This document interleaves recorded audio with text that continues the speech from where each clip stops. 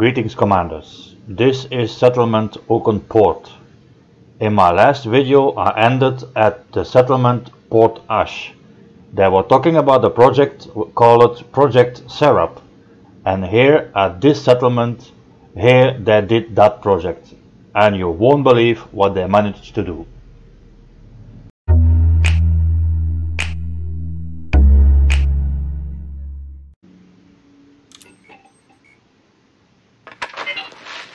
Project Serif Log 1. Professor Thomas Dorn reporting. After years of preparation, we are ready to enter the trial phase of our work.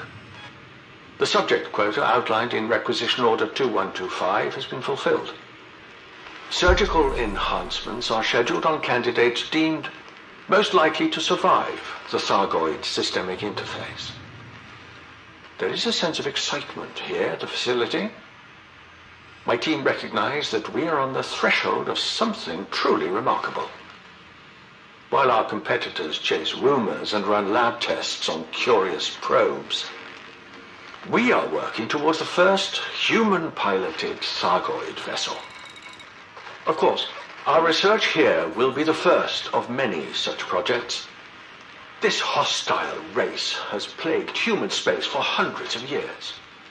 These creatures, so foreign, so fundamentally alien in every aspect, have sought to dominate us. The technology used in these attempts has been devastating. Our work will establish the first example of humanity harnessing Thargoid machines for its needs. Over time, we will continue to assimilate the aliens' technology until we have stripped everything we want. Then we shall lead the mission to wipe them out forever. The mycoid virus merely bought us time. Our true victory will be absolute.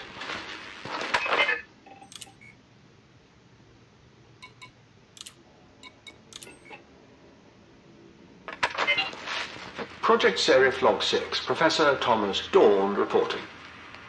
Today, my team completed the first live tests of human integration with a Thargoid ship.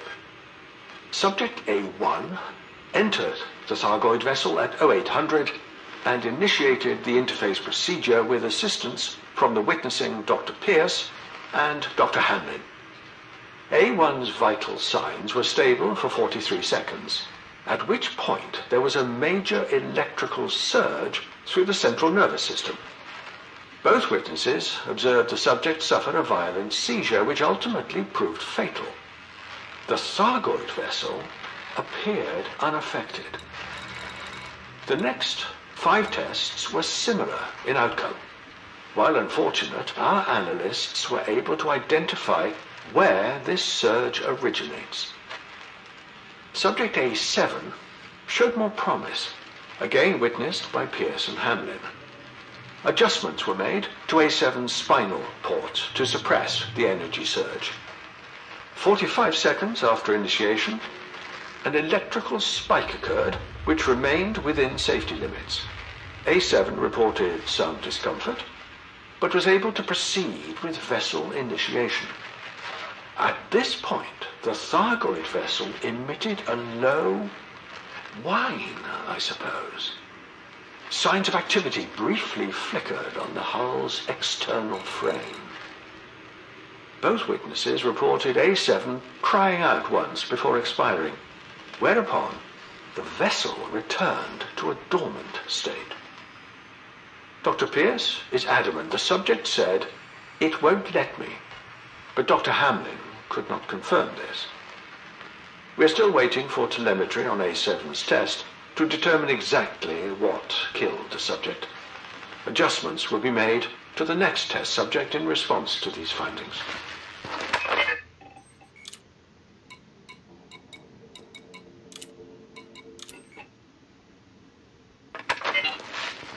Project Serif Log 9, Professor Thomas Dorn reporting.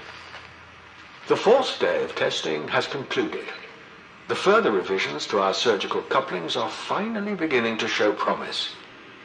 My team isolated a systemic membrane in the Thargoid design which acts as a defense mechanism akin to a software firewall. While we were able to theorize a way to counteract this mechanism, there was one variable which could not be defined without a live test. Subject D1's primary neural implant was calibrated accordingly. I regret that D1's test ended poorly, but we received the information we needed. Subject D2's test used the recalibrated couplings.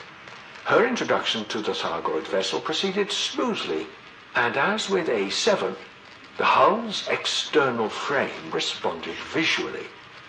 Dr. Pierce and Dr. Hamlin, witnessing, both reported D2 as responsive. 76 seconds into the test, the craft powered down once more. D2 departed the craft with help but standing, the sight of which inspired applause from the team on the ground. D2 is now in the infirmary, exhausted but physically unharmed.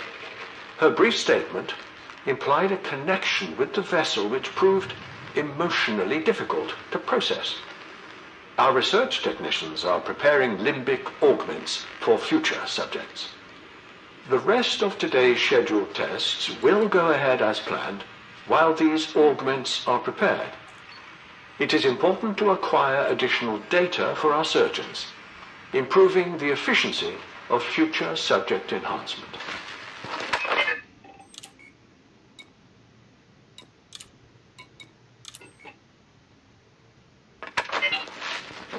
Project Seraph, Log 14, Professor Thomas Dorn reporting. There has been considerable progress in our work. After an initially unremarkable series of tests, Subject H-8 successfully interfaced with the Thargoid vessel.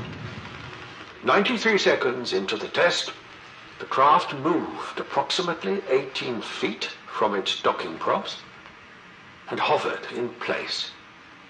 The flight was stable and accompanied by a gentle hum. I would describe the sound as subdued, as though the vessel had been brought to heel at last. The landing, 28 seconds later, was abrupt, but only superficial damage was sustained. H-8 is unconscious but stable under the care of the medical team. Dr. Hamlin and Dr. Tao, witnessing, were shaken but unharmed. Subject H-9's test has been postponed while the Thargoid ship is returned to its dock. The whereabouts of D2 remains unconfirmed. She may be a stowaway. The only ship to have departed recently belongs to one Commander Heifert, following a delivery of potential subjects. Captain Stenson believes the commander is complicit, but I am not convinced. Heifert lacks the character to betray us and is quite aware of the consequences for doing so. Regardless, Black Flight operatives are already tracking him down. On a personal note, I would like to emphasize the incredible work by my team so far. Each day brings us closer to the assimilation of our enemy's primary asset, their technological secrets.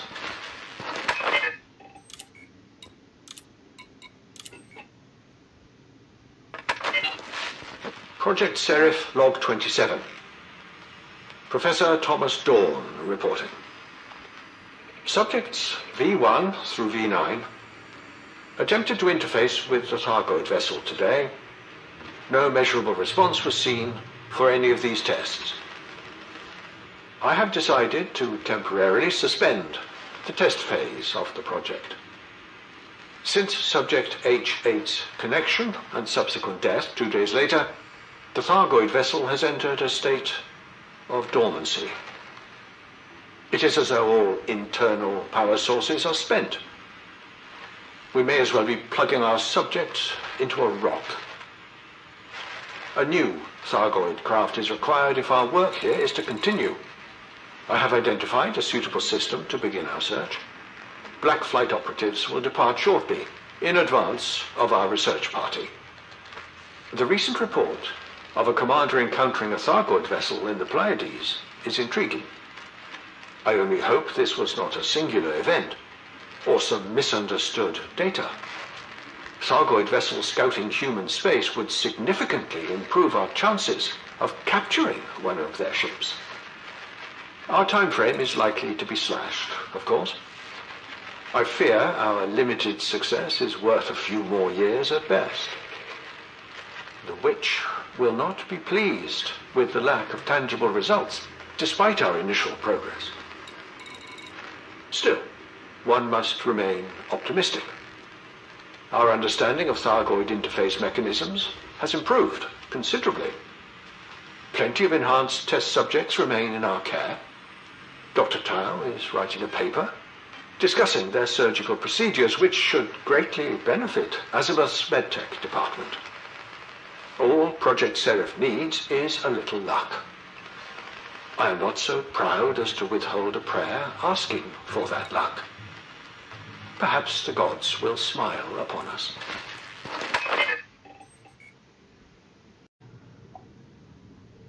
So the question now is, what Thargoid ship do you want to fly?